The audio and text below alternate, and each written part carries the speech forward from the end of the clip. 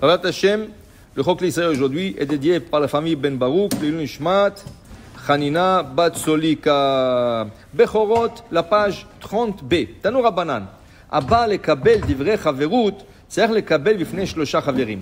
Il y avait, à l'époque du Talmud, il y avait des gens qui ont pris sur eux de se conduire dans le stade de pureté d'un Kohen.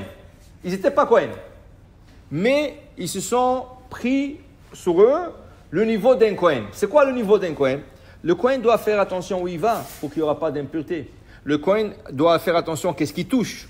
Parce que s'il touche quelque chose d'impur, il devient impur. Okay? Il doit faire attention à ce qu'il mange, que tout soit en pureté. Le Kohen doit être d'un stade de pureté très élevé. Il y avait des gens qui ont accepté sur eux de se conduire comme un Kohen, malgré que ça ne leur concernait pas vraiment. Et ces gens-là s'appelaient Haverim. Haverim. La Gemara nous enseigne ce matin, Abba lekabel dmei chaverut. Si tu veux devenir dans ce groupe qui s'appelle Haverim, tzarich lekabel bifnei shlosha Haverim. Il faut qu'il y ait 3 Haverim déjà, et tu vas devant eux, et tu leur dis, écoutez, je ne suis pas Kohen, mais j'aimerais être un Haver. J'aimerais me faire part de votre groupe. Et s'ils disent oui, on t'accepte, oui, alors tu fais partie de ce groupe. Va filu talmid chacham, même si c'est un érudit qui étudie la Torah, tzarich lekabel bifnei shlosha chaverim. Mais si c'est un zaken, veyoshev b'yeshiva, eno tzarich lekabel bifnei shlosha chaverim, si c'est un homme âgé, un homme chacham, un homme qui étudie toujours et il veut devenir chaver, il n'a pas besoin de 3 autres personnes pour l'accepter. Shekvar kibel alav misha'a sheyashav. Le fait de s'asseoir étudier, déjà tu as un niveau. Il n'y a pas mieux que quelqu'un qui a décidé qu'il va s'asseoir étudier. Ça montre déjà que tu as un niveau. Si tu viens et tu dis, moi je veux un chaver, qui dit Bechlal que tu vas tenir? Peut-être tu ne vas pas tenir et peut-être tu ne vas pas... Okay? Mais si tu t'assois à étudier, parce que pour savoir ces lois-là, il faut étudier. Okay? C'est pas n'importe quoi. Parce que c'est tellement compliqué, le chaverut, c'est tellement compliqué ces lois au niveau de la pureté et impureté. Okay? Par exemple, quelqu'un impur, il a touché quelque chose. Mais la chose qu'il a touchée, est-ce qu'elle était mouillée ou n'était pas mouillée? Okay?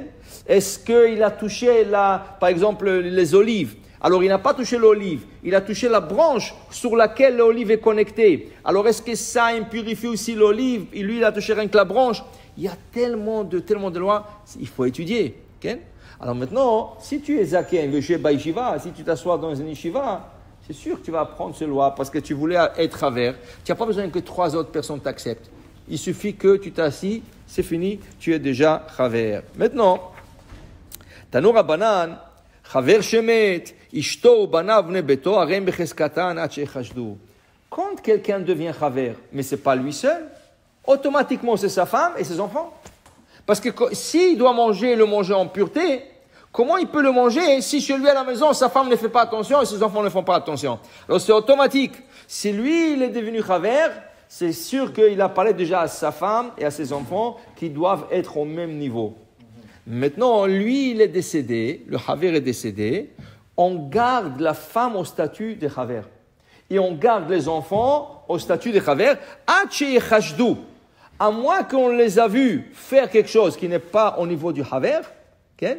Là, on les enlève de leur statut. Mais tant qu'on ne les a pas vus faire quelque chose d'autre, on leur donne la hazaka. Ça veut dire que si quelqu'un est un homme kasher, pour n'importe quoi, quelqu'un est connu pour un homme kasher, shomer Torah, en mitzvot, si je n'ai pas de raison pour le suspecter, je ne commence pas à suspecter. Je dis, il est toujours bon. À moins que j'ai vu qu'il a fait quelque chose qui n'est pas kasher, je dis, ah non, de rien avant, je dois le vérifier celui-là. Parce qu'il a fait quelque chose qui n'est pas kasher. Okay? La même chose, dit la Gemara, chatzer shemochrim batchelet. Il y avait des cours de maison où ils vendaient le trelet. C'est quoi le trelet? Le trelet, c'est du sang d'un poisson qui s'appelle hilazon. Okay? Et le sang de ce poisson était bleu. Alors, il y avait des places, des fabriques, où ils fabriquaient la couleur bleue.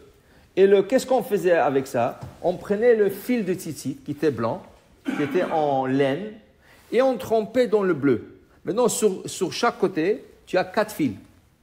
C'est 8 parce que tu le plies en deux, mais c'est 4 fils. Sur le 4 fils, tu as un bleu, 3 blancs. Un bleu, 3 blancs. Alors tu prends le fil, tu le trempes dans la couleur bleue et tu teins comme ça et tu vends. Maintenant, malheureusement, les ramaïm, les tricheurs qu'il y a toujours, ils sont arrivés à fabriquer la couleur bleue à partir de la sève d'un arbre.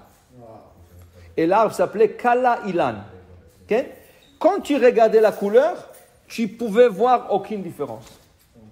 Quand tu regardais la couleur, la texture, tu ne pouvais voir aucune différence.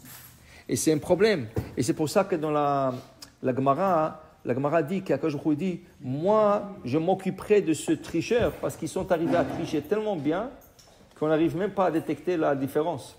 Okay? Alors Akadosh Baruch Hu, moi, je m'occuperai personnellement de ce gens-là qui ont fabriqué cette couleur bleue falsifiée. Okay? Maintenant, dans une cour, ils vendaient la peinture bleue pour tremper le tzitzit, pour le rendre bleu. Okay? Il dit la Gemara ce matin, de la même chose qu'on a dit pour le haver. Tant qu'on n'a rien vu de mal, on continue à le croire. Ainsi, un chatzer chez Mochrim Batchelet, arei becheskata achetipasel. Ce hatzer où on vendait le tchelet, et tout le monde allait acheter le tchelet, cette place, elle est toujours cachère tant qu'on n'a pas vu quelque chose de bizarre. Ça veut dire en d'autres mots, tu donnes la hazaka. Maintenant, aujourd'hui, ce n'est plus la même chose. Tu ne veux pas dire, je sais qu'il est cachère. Aujourd'hui, ils font une teuda. Des fois, ça frustrait les gens.